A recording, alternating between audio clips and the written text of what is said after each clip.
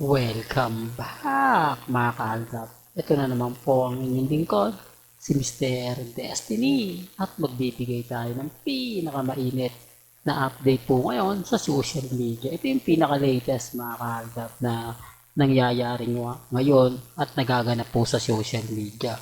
Unahin po muna natin itong post na natatawa po ako dahil nag-trending na hindi daw po maganda ang Hello Love Again. Pinahype lang daw po nila. Bitin daw yung istorya. Kumbaga parang may hinahanap ka na hindi mo daw makita, etc. etc. Di po ba? Ayan ang sinasabi, pinapaliwanag ko. Mga fans lang po yung kumbaga nagre-react. Pero kung titignan nyo naman po yung istorya, parang bitin. Bitin na hindi mo alam kung ano nga po ba talaga yung kabuuan, medyo kinakat na ganito, etc. etc. Di po ba? Para ba sa pamilya, sa trabaho, maraming yung tipong hindi mo masyado agad-agad maintindihan. Lalo na nga po kapag hindi mo siya totally na yung dinama. Di po ba? Yan base lang naman po sa mga komento sa social media.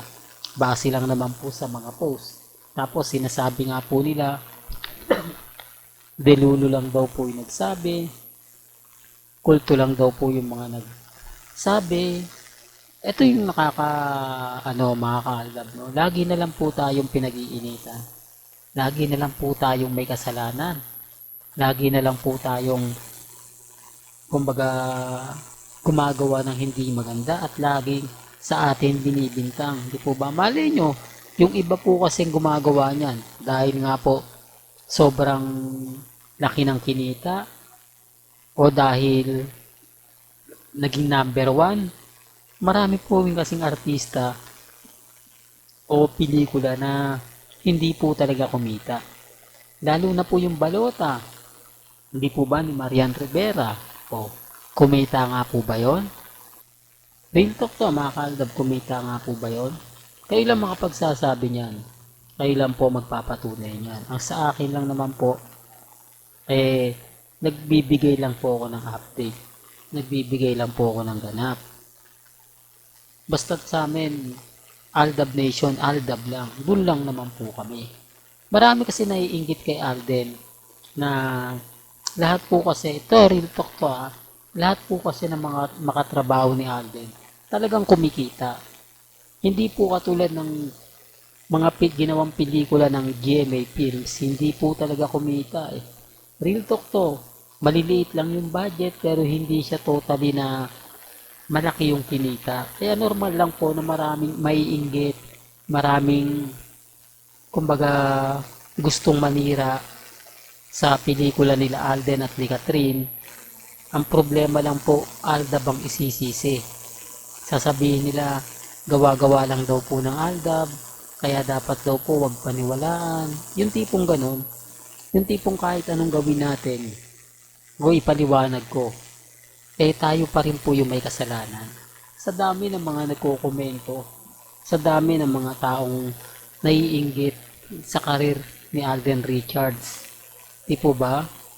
Pansinin nyo mga kaaldab, hindi lang po yan ganito ganyan. Kasi sabi ko nga po sa inyo, gagawa po ng bagong record. Kapag gumawa ka ng bagong record, talagang ikaw yung pinaka sikat na sikat. Tapos number one endorsement ngayon, si Catherine Bernardo. Tinalo niya na si Alden Richards. Kita nyo po ba yung kumakalat?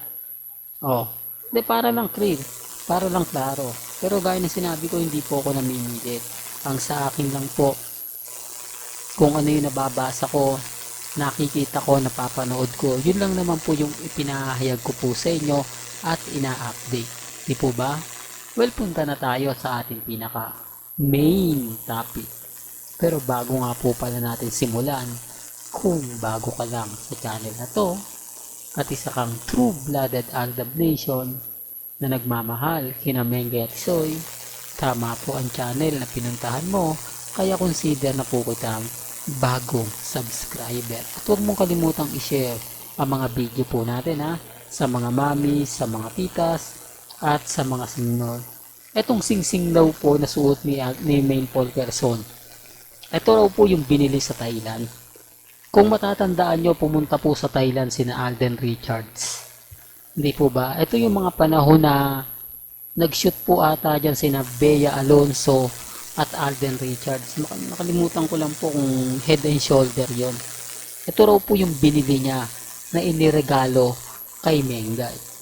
Real talk to mga kaalabas. Alam ko maraming kumbaga hindi na nakakaalala nito, hindi na kumbaga magre-react na ganito ganyan. Sabi ko nga po sa inyo, lahat po ng bagay nakikita po natin, napapanood po natin. Gaya nga po ng sapatos na binili din ni Alden Richards, Jorus, Jeffrey Tan sa Hong Kong na tigi isang pares po sila. Ibig sabihin na pares sa mag-asawa. Dalawa kay Alden, dalawa kay Jeffrey, dalawa kay Jorus. Oh, sa mga hindi po naniniwala, okay lang po yan. Pero may video yan eh. May video kay Jeff Tan ata, kay Jorus. Doon yung po makikita. Sa bagay, 2019, di po ba? Matagal eh. Kaya nga, hirapan na naman tayo maghanap ng ebidensya at resibo niyan. O sasabihin na, hindi, Mr. Destiny, ilabas mo yung video.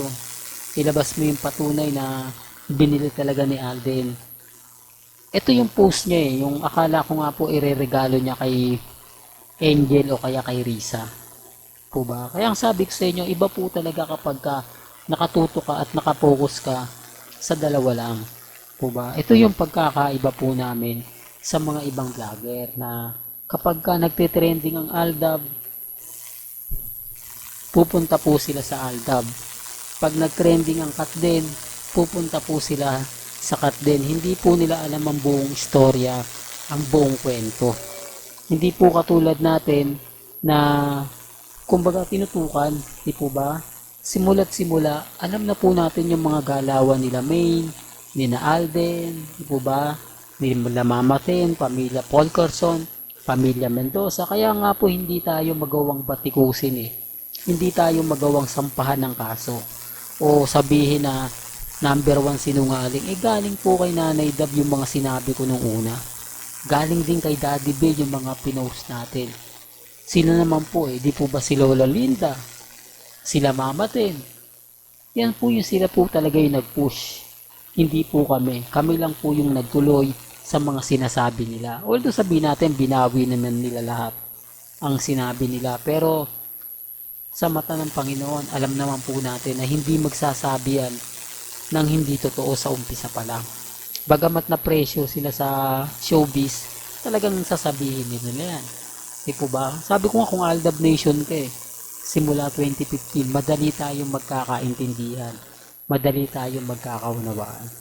Well, hanggang dito na lang po ang ating latest updates. Kaya kung gusto niyo pa po ng pinaka-latest at sariwang update, abay tumutok lang po kayo dito po sa channel ni Mr. Destiny para updated po kayo sa mga bago at sa mga latest po na i-upload po natin maya-maya lang. Hanggang sa muli, salamat po sa panonood at pakikinig.